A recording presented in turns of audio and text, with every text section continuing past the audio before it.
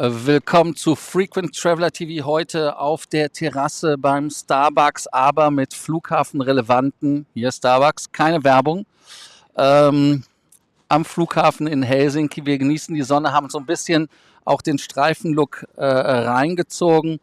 Wir warten jetzt mal, wer von euch kommt und schaut. Wir haben natürlich jetzt ganz spontan das Ganze gemacht. Aber da ihr ja treue Zuschauer seid, wisst ihr ja, dass wir um 7 Uhr losgehen. Ich glaube, Sven hat ein Like gegeben. Like, ja bitte? Ja, so ist es, das ist richtig.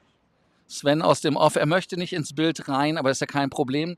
Ihr wisst ja an dieser Stelle, wir machen den Wochenrückblick. Heute ist es mit ohne Mario, aber dafür mit Tobias.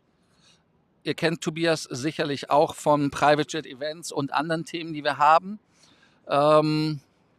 Müssen wir dich vorstellen? Nee, heute nicht. Gut, wir stellen ihn nicht vor. Wir haben heute auch keine Themen vorbereitet, weil wir uns morgen auf das Lufthansa-Event vorbereiten. Nee, ist Finnair, ne? Finnair diesmal, ja. Diesmal ist Finnair. Ja, ich mache begleitetes Reisen mit Finnair. Wir werden morgen mit Finnair reden.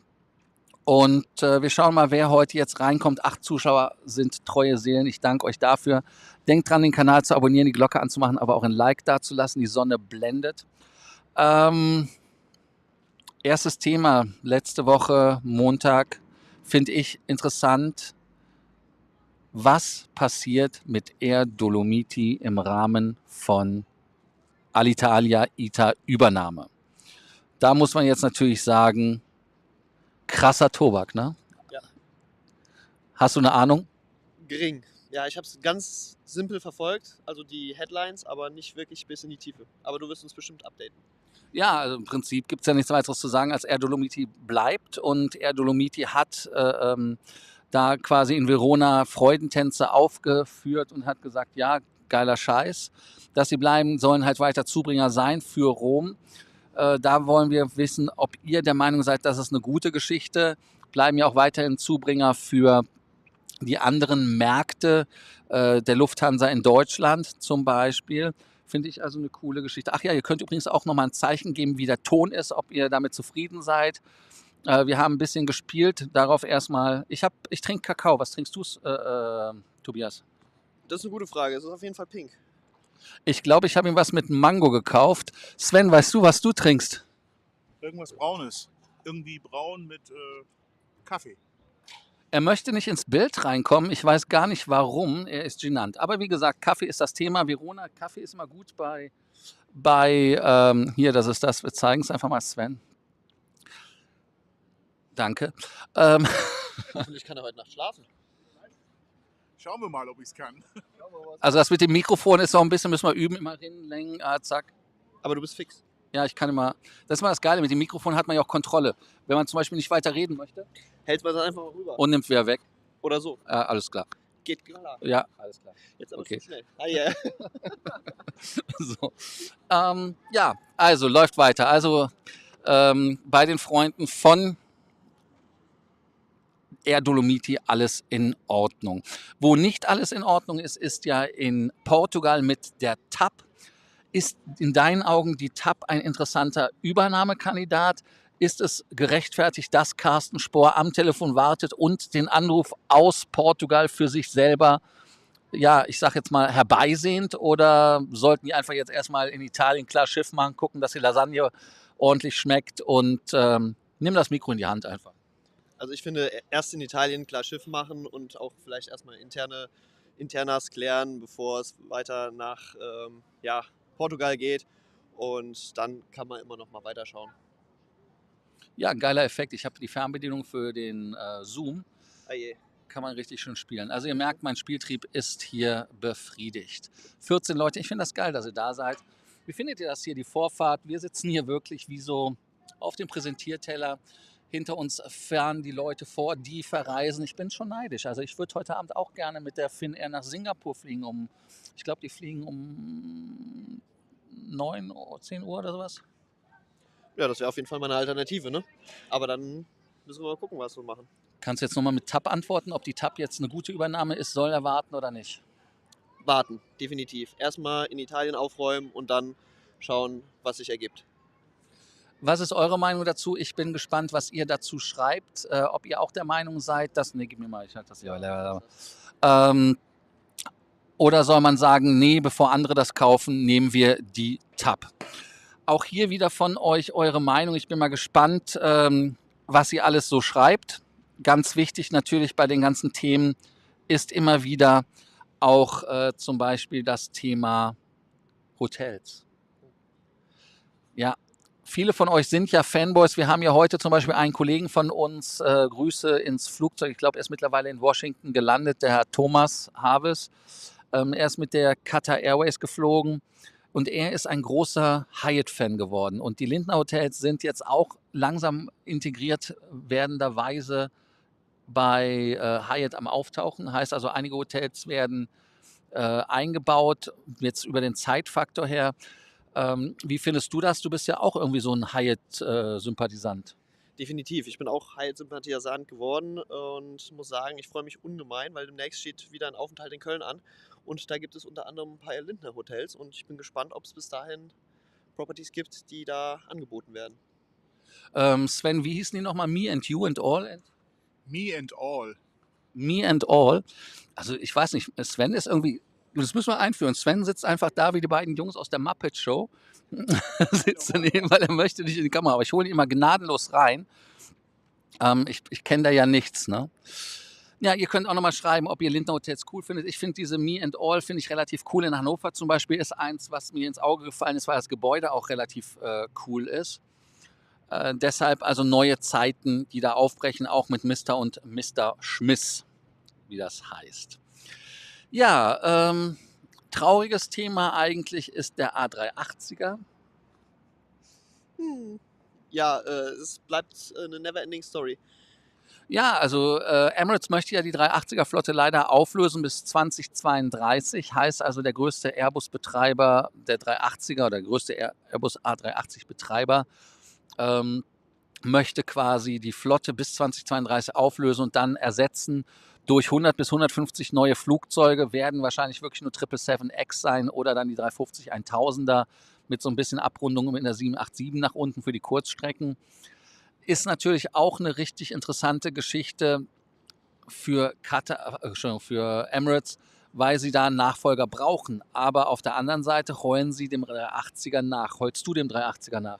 Definitiv, es ist einer meiner absoluten Lieblingsflieger.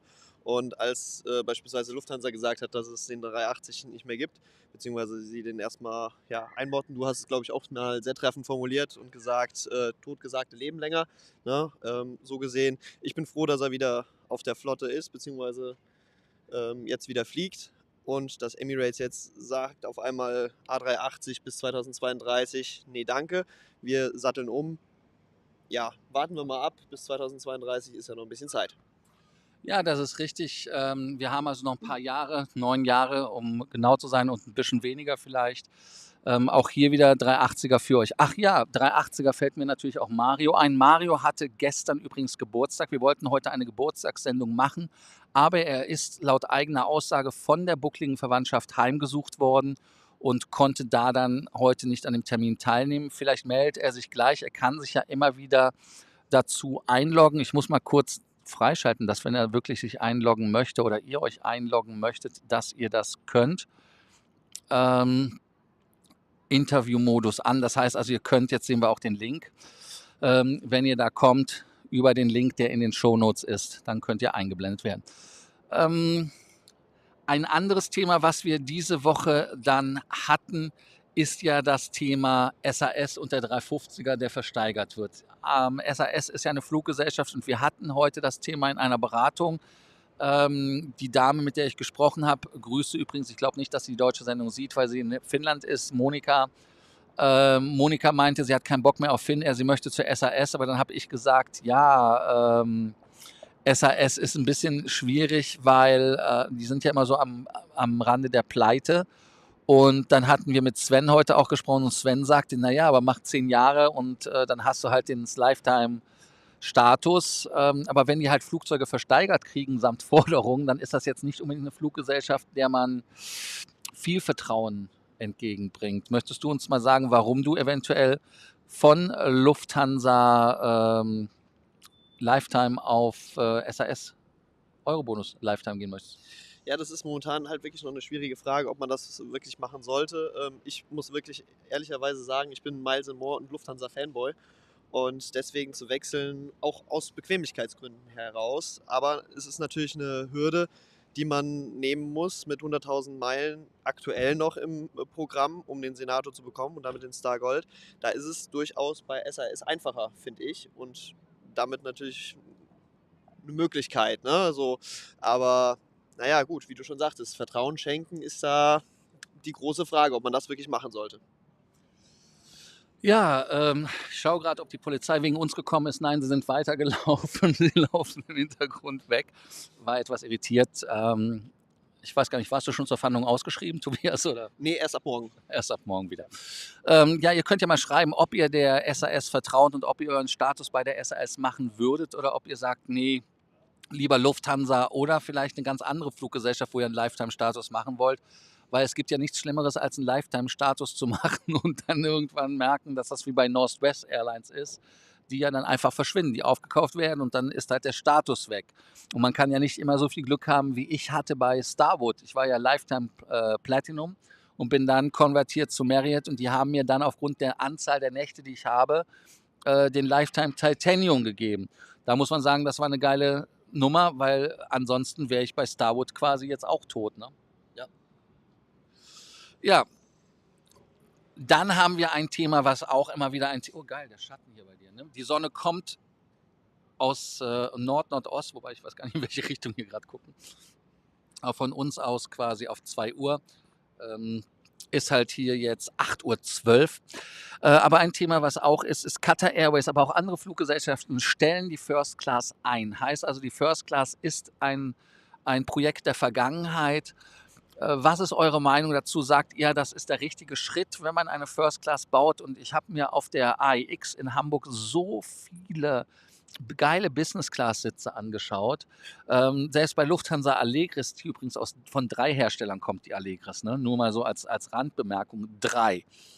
Man hat 7 verschiedene Sitze. Braucht es dann noch eine First Class oder nicht?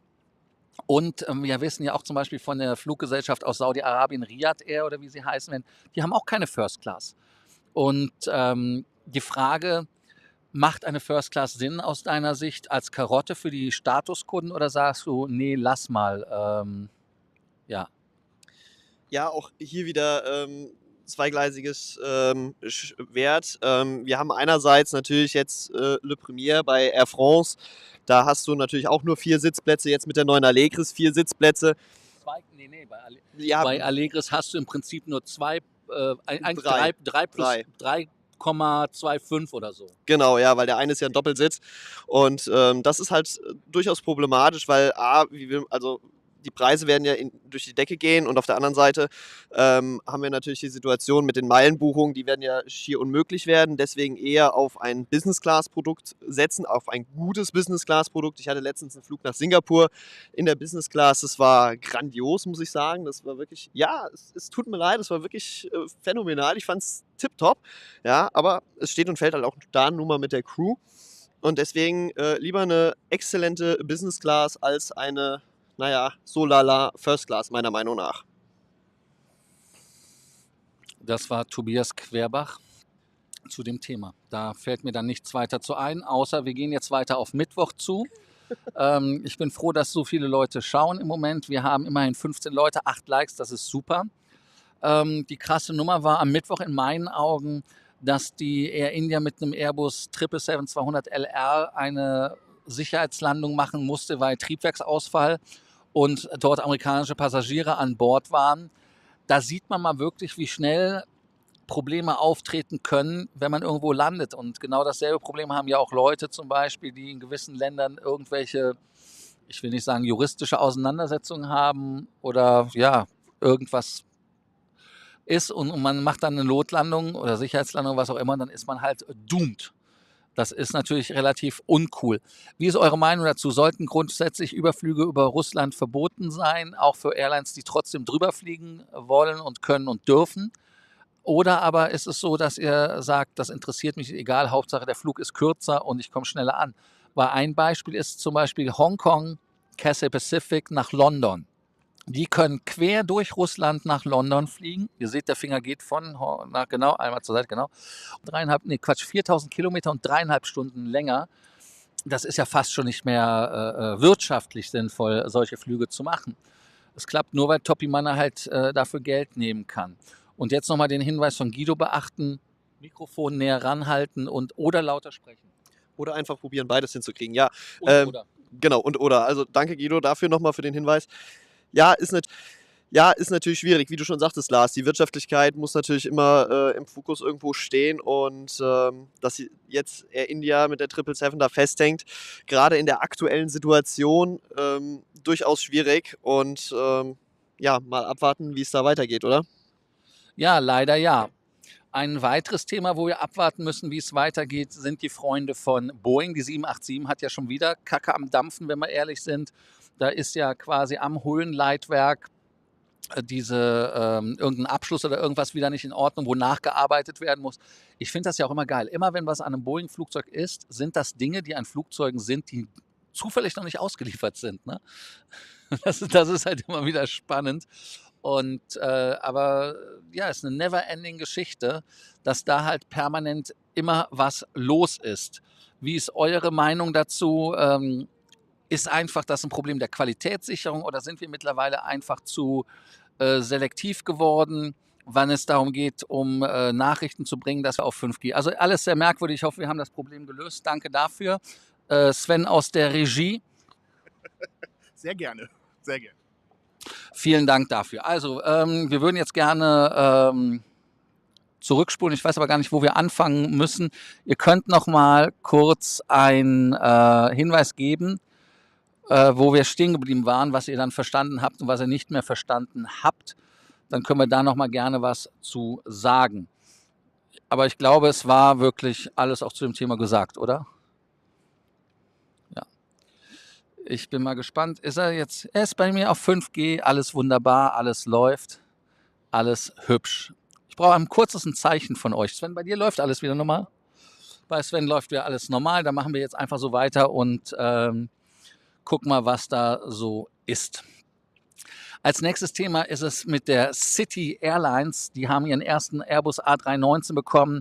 Für Sven werde ich das Wort Wanderhure nochmal in den Mund nehmen. Er hatte das ja gemocht, weil das Flugzeug wirklich ein Flugzeug ist, was irgendwie bei der Lufthansa-Gruppe einmal durchgereicht worden ist.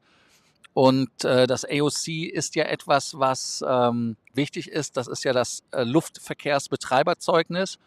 Und mit dem AOC ist es so, dass die Lufthansa da jetzt nochmal einen Gegenpol gesetzt hat zu der normalen Lufthansa Cityline.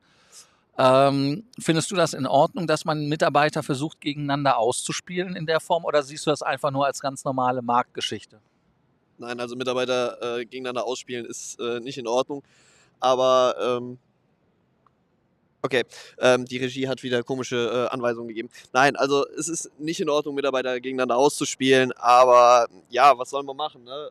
Es wird benötigt und deswegen hat die Cityline jetzt den A319 einfach mal übernommen und mal gucken, ob sie ihn überhaupt voll kriegen. Oder meinst du, sie kriegen ihn nicht voll, oder doch? Ja, klar, die fliegen ja für Lufthansa-Linien. Also das ist ja das Lustige, dass ja zum Beispiel jetzt die Eurowings bei der Hansa Wetlease macht und die Hansa macht Wetlease bei der Eurowings. Also das ist alles sehr merkwürdig, was da passiert, und übrigens auch mit einer 319. Also da muss man dann auch schon sagen, ob das alles normal ist. Ja, was nicht normal ist, sind Parasiten am Flughafen. Da war ja in Honolulu Bettwanzen. Das ist ja auch so eine geile Geschichte. Hast du irgendwelche Erfahrungen mit Bettwanzen in Honolulu? Vielleicht nicht, aber doch mit, du weißt schon? Doch, also ich war letztes Jahr in Honolulu, in der Tat, aber ich habe keine Bettwanzen gesehen. Sonst hätte ich sie natürlich schon mal gegrüßt. Nein, also da habe ich bisher, Gott sei Dank, noch keine Erfahrungen mitgemacht. Bisher war alles tipptopp in Ordnung und sauber. Und man hat nichts gesehen, von daher weder an Flughäfen noch irgendwo in der Nähe. Also so gesehen nur halt den üblichen, sag ich mal, Dreck, den halt wir hinterlassen, sei es wir treffen nicht den Mülleimer oder ähnliches. Ja, dann haben wir die Air Defender 2023, die fängt ja jetzt diese Woche an. quasi ab morgen, wenn ich das richtig im Kopf habe, die ersten F-16er sind ja schon aufgestiegen zum Aufwärmen, wenn man das so sagen will. Wir haben auch schon einen Kollegen aus dem WhatsApp-Chat gehabt, der gesagt hat, er fliegt nach Riga, war es, glaube ich. Und das liegt ja dann irgendwie in einem Übungsgebiet. Glaubst du, dass das Probleme bereitet oder sagst du, nee, das ist alles easy peasy und das wird laufen? Du bist ja quasi mit Koblenz auch quasi mit der Bundeswehr nicht nur verheiratet, sondern auch betroffen. Ja, verheiratet und betroffen stimmt. Allerdings habe ich das Thema komplett geskippt. Das heißt, ich kann dazu eigentlich gar nichts sagen. Alles, was ich jetzt sage, wäre quasi voll für den Eimer. Ja, aber wenn du zum Beispiel so eine Übung hast oder sowas, wenn die Lufträume sperren, das kann ja gar nicht so sein, dass die da keine Einschränkung haben. Ich meine, wenn man keine, also wenn man keinen sperren, also wenn man den Luftraum nicht sperren würde, andersrum formuliert. Man muss den Luftraum sperren, weil da Flugverkehr ist. Wenn der kein Flugverkehr wäre, bräuchte man ihn ja nicht zu sperren. Heißt also, in dem Moment, wo man sperrt, macht man für die, die da eigentlich sonst fliegen, natürlich Stress. Ist doch logisch. Also das ist doch komplett Banane, was die sagen. Also das wird da ja zu Verzögerungen kommen. Ja, du musst halt drumherum fliegen dann, ne? Also du musst halt einen Umweg in Kauf nehmen und dann ist natürlich die Frage, wie spontan oder wie flexibel ist man dann, um das dementsprechend mit einzukalkulieren. Ja, absolut. Dann haben wir als nächstes Thema auch das Thema, dass die Airlines ja auch bei den Rückholflügen die Gelder einziehen dürfen. Heißt also, die österreichische Familie hat ja geklagt und da hatte der EuGH gesagt, dass das nicht unter höhere Gewalt fällt. Du bist ja quasi da etwas sozialistischer eingestellt als ich. Ja, lach nicht, ist doch so. Findest du das fair, dass die Airlines nicht für die Kosten von den Rückholflügen haften oder sagst du, das müsste eine Haftung sein? Das ist jetzt auch wieder sehr pauschalisiert, ne? Also ich glaube nicht, dass du es so komplett pauschalisieren kannst. Du musst da auch wieder von Case zu Case, glaube ich, das einfach abwägen und gucken, ja, wie man das eine oder das andere behandelt. Kannst du uns da mal ein Beispiel nehmen? Kannst du uns mal einen Walkthrough geben? Weil die Familie zum Beispiel aus Österreich, die ist im Prinzip mit demselben Flug geflogen, der normal gebucht war. Aber dadurch, dass das halt dieser Regierungsflug war, mussten sie 500 Euro pro Person zahlen. Findest du das in dem Fall fair, dass sie zahlen mussten, dass sie in dem Flugzeug gesessen haben, was sie vorher eigentlich schon mal mit ihrer Reise vorab bezahlt haben? Genau, also da in dem Fall fände ich es nicht fair, weil sie haben ja den Flug gebucht, um dann gesagt zu bekommen, und jetzt hätten wir gerne nochmal Geld, weil es halt dieser Regierungsflug ist. Ist eine schwierige Sache, ja. Aber auf der anderen Seite, wenn du jetzt zum Beispiel das Ganze nochmal adaptierst auf ein anderes Thema, zum Beispiel Bewirtung, wenn zum Beispiel dein Flug gecancelt wurde etc., dass da zum Beispiel der Champagner dann auf einmal getragen wird. Ja, gibt es ja auch so Leute, ne, die dann klagen, weil sie gesagt haben, hier, die Fluglinie hat meinen Champagner nicht bezahlt. Ne? Also, und da ist es, denke ich mal, ähnlich, dass man da halt auch einfach gucken muss, wie ist der Case und wo haben wir es hiermit zu tun. Also auch da kannst du es nicht pauschalisieren. Ja, alles sehr schwierig. Tobias möchte sich da nicht so knallhart festlegen, wie ich mich festlege. Insofern ist das leider unangenehm. Hören Sie auf zu lachen. Also ich bin ja der Meinung, die Airline, die die Flüge nicht durchgeführt haben, aufgrund dessen, weil sie es nicht konnten, hätten den Preis zurückzahlen müssen, weil sie die Leistung nicht erbracht haben. Und dann hätten sie die Menschen, die das Geld wiederbekommen haben, den Rücktransport schon ruhig bezahlen können. Haben die Airlines das Geld einbehalten? Ich weiß es nicht. Keine Ahnung. Ich denke mal, dass es zurückerstattet worden ist. Also ich hoffe es zumindest mal, dass es zurückerstattet worden ist. Ja, dann gestern hatten wir nicht so viele Themen, die interessant waren, außer mit der Kreditkarte. Da hatte ich heute auch 2 Calls mitgeführt. Das fand ich lustig, dass Leute sich darauf gemeldet haben.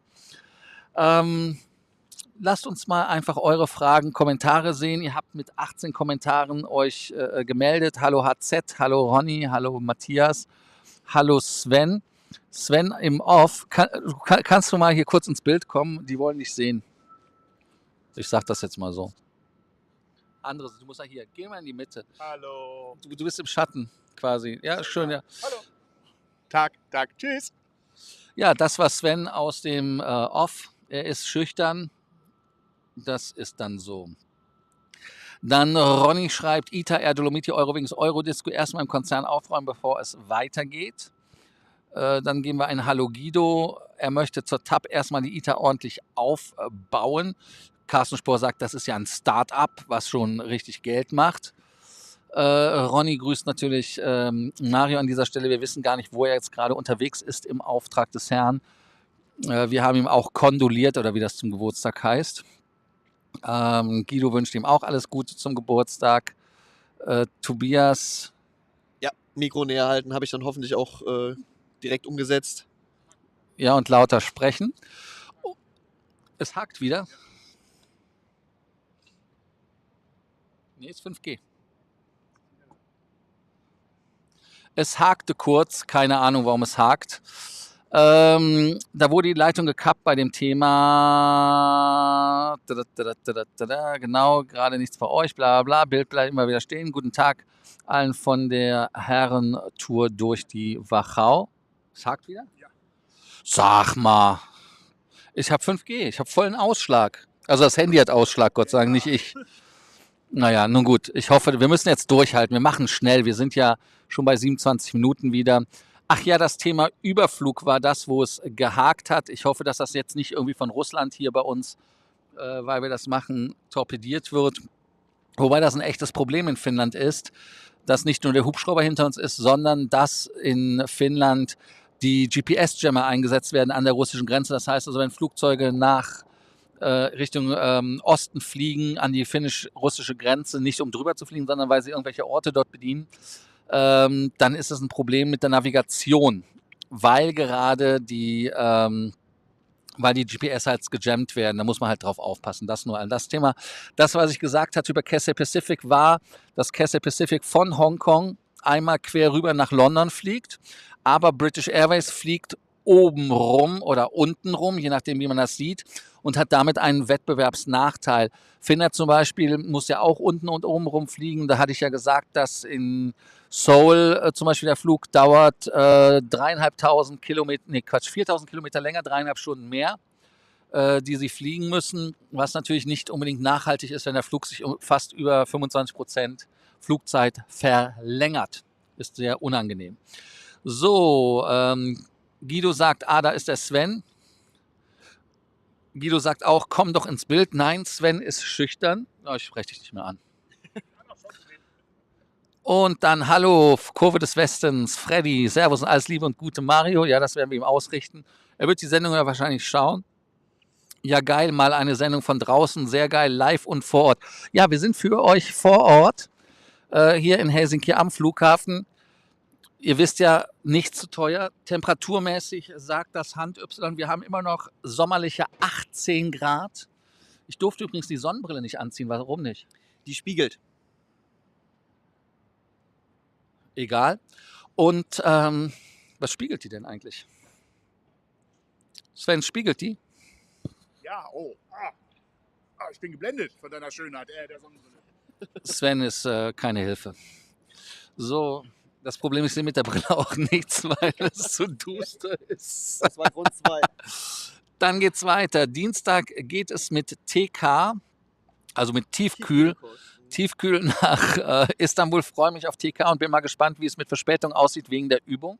Ja, gerade bis Rumänien sollte es ja richtig Stress geben. Kesse ist ja jetzt auch schon mehr chinesisch. Das ist richtig. Deshalb dürfen die bestimmt über Russland fliegen. Ja, natürlich dürfen die über Russland fliegen, weil die halt, ja, logisch, weil das natürlich eigentlich, die sind ja Freunde. Sieht so aus, ja. Indien ja auch. So, dann zweimal in Helsinki Übernachtung. Sag Bescheid, wenn du in Helsinki bist. Vielleicht machen wir dann auch eine Live-Sendung. Kommen dann auch hier rein. Wir haben jetzt eine geile Location. Wir haben Starbucks. Ich habe mit den Damen auch Discount ausgehandelt. Und da ist also wirklich für alles gesorgt. Dann Guido, wir haben 30 Grad in Düsseldorf. Warum übertreiben? Ich finde es hier sehr angenehm. Es ist hier mollig, es ist lecker, weißt du? Für uns, was für uns 18 Grad sind, ist für euch 30 Grad. Oder wie ich immer zu sagen pflegte, das, was in Europa ein Sommer ist, ist bei uns in Dubai damals ein schlechter Winter gewesen. Das stimmt allerdings. Also definitiv. November in Dubai und du hast immer noch deine 35 Grad. Ja, also ist schon krass. Du warst ja mit auf der Dubai Air Show, deshalb. Also, Ja, Freddy, wir warten auf dich und was wir hier in Finnland machen, das ist so geheim, dass wir es bei dir selber nicht wissen. Ja, schauen wir mal, was heute noch so passiert. Der Einzige, der weiß, was wir machen, das ist Sven, deshalb darf er aber nicht ins Bild und der ist auch schon weg. Sven, wo bist du? Sven. Ich glaube, da fliegt er gerade. Ah, okay, ja, Sven ist weg. Wir würden Sven holen, aber Sven ist nicht mehr da. Ja, tut mir leid, danke und viel Spaß in Düsseldorf. Sven, nö, früher Hongkongisch. Ja, so ist das, Sven. Ah ne, ihr hört mich ja nicht. Sven ist ja weg. Ich vergesse das immer wieder. Weißt du, wenn du einmal lügst, ne? Naja, nun gut, so ist das halt. Aber so ist das mit dem Fernsehen. Wir kreieren für euch eine Illusion. Live und in Farbe. Das ist richtig. Und in 4K vor allem. Ja, also ich finde das Bild richtig geil. Ich finde ja auch diese Spiegelung von dem Lampen in der linken Seite, dass wir quasi so eine Allee haben. Und wir haben jemanden mit dem Koffer kommen. Ne, die laufen in die andere Richtung. Ja, wunderbar. Dann würde ich sagen, wir beenden die Veranstaltung hier an dieser Stelle. Und 33 Minuten. Denkt dran, dass ihr den Kanal abonniert, ein Like da lasst und das alles, was ihr macht. Kannst du das auch nochmal sagen, Tobias? Like da lassen, subscriben, glücklich sein, alle Sendungen gucken und Daumen hoch. Kanalmitgliedschaft. Ja. Sven, du bist nicht mehr da. Und Genau, das war irgendwie nochmal die Intuition, die Stimme aus dem Off. es sind 5 Dinge, die ihr sagen müsst, Freunde der gepflegten Gastlichkeit. Kanal abonnieren, Glocke anmachen, Like da lassen, Kanalmitgliedschaft und eins unserer geilen T-Shirts kaufen. Und zwar Edition Wann, die jetzt demnächst live geht. Ich kriege nächste Woche quasi auch die Originalfarbe. Und dann werden die T-Shirts bestellt. Und die Leute, die zum Allegris-Event mitkommen wollen.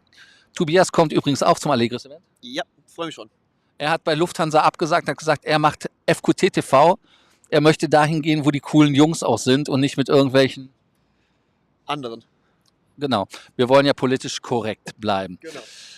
Ja, tut mir leid für die Geschichten. Ich hatte mit 5, also ich meine, mehr als 5G geht ja nicht, aber dass er dann zwischendurch auf 3G abgekackt ist, um es mal so zu sagen, habe ich nicht mit gerechnet. Aber jetzt bleibt mir nichts anderes zu sagen als die 5 Dinge. Tobias, hast du es jetzt auf Kette, die 5 Dinge? Ich glaube, du musst es mir nochmal aufschreiben. Also es ist auf jeden Fall Kanal abonnieren, Glocke an, ja, Like, kommentieren und das 5. musst du mir nochmal gleich in Ruhe erzählen. Kanalmitgliedschaft und dann haben wir Nummer 6, T-Shirt kaufen. Ist das eigentlich dann das Thema Wand? Ist das dann Raufasertapete oder welches Muster hast du dir da überlegt? Wand, Wand, Tapete, Tapete, Wandtapete. Wandtapete. Ich bin jetzt gerade raus. Okay, ich erzähl's dir gleich nochmal. Okay. Also wir entlassen euch mit dieser Fantasie und der Wandtapete prima an der Wand lang. Entlassen wir euch. Trinkt man zu viele Vitamine, ne? Ich glaube auch. Ich habe, glaube ich, jetzt so leichten Vitaminschock. Jetzt grenzwertig. Ich glaube, das war Mango Passion Fruit oder sowas. Kann das sein? Ist ja Passionsfrucht drin, ne? Diese Aber die Mango habe ich nicht geschmeckt. das ist, glaube ich, diese Stracciatella-Frucht, ne? Ja. Ja, also, danke und bis morgen in Alter und in Frische und jetzt bis dann. Tschüss mit Ö. So, wir sind jetzt weg. Tschüss. Da seid ihr. Ich gucke immer auf den Monitor, ich weiß auch nicht warum. So, jetzt tschüss.